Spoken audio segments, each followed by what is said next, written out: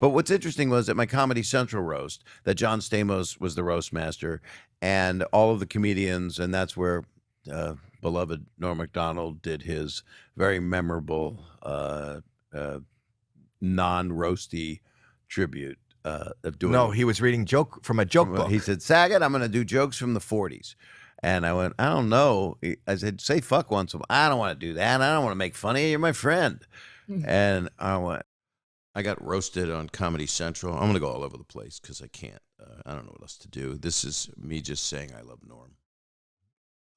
When I got roasted, I talked to him a week before the roast, and he called me and he said, Saget, I can't, this is a bad impression. I can't help but do it, though. Saget, I can't say mean things about you. You're my friend.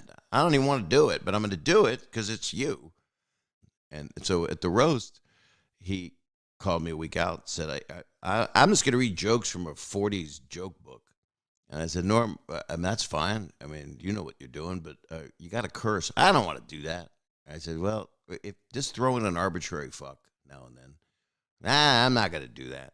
And then you get to the roast, and okay, so what you see usually with the extended cut, which is not what it is, it's just everything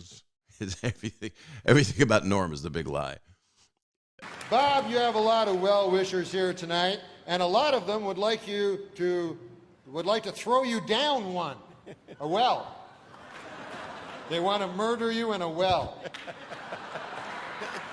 Seems a little harsh, but apparently they want to murder you in a well. It says here on this card.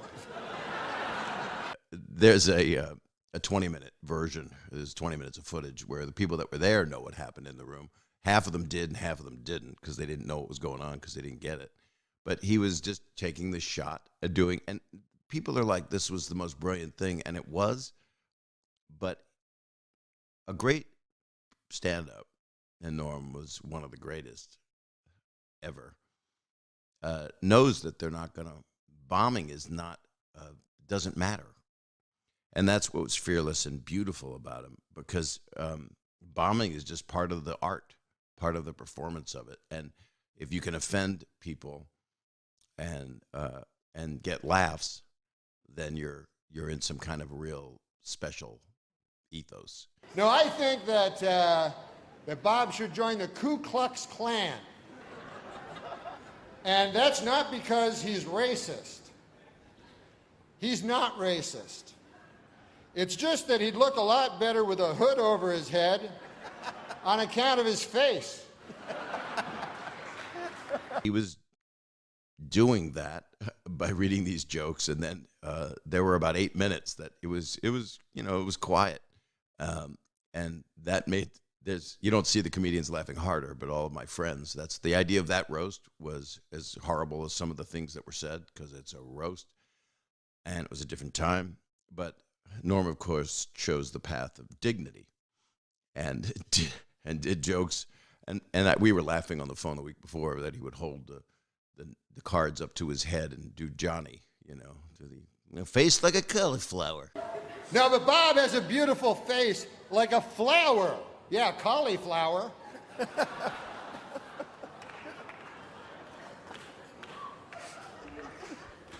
No offense, but your face looks like a cauliflower. But we were doing all that stuff because he idolized Johnny, as all of us did. And so they cut out the part that was bombing, and but it did. I would have loved to have seen the whole damn thing. I think the roast should have just been a bunch of people doing a bunch of horrible dick jokes and wow, some really wrong stuff on there, right? But it was funny for a lot of people. It's really split how you look at stuff from years ago, and people know what funny is. And Norm did the most brilliant thing, and I was so excited when he said, I said, you got a fucking dog face. And that if you look at the thing, I don't like looking at myself, and who does? But I like looking at me. But when he said that, that's when I was like, yeah, come on, start cursing. Just throw in arbitrary curses, because at that point he was digging out of a hole. That's what he was doing. But straight to the heart. I went a long time acting like I wasn't broken apart by you.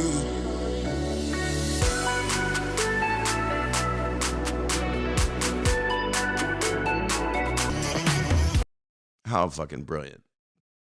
Because it was so anti-roast. Because he didn't want to roast his friend. And he also didn't want to do a roast.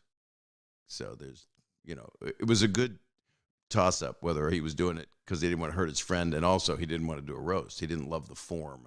He didn't mind listening to the old ones, but he wasn't equipped mentally or care enough to make fun of someone. It just, it seemed like okay, that's the joke, making fun of somebody. Oh, great format.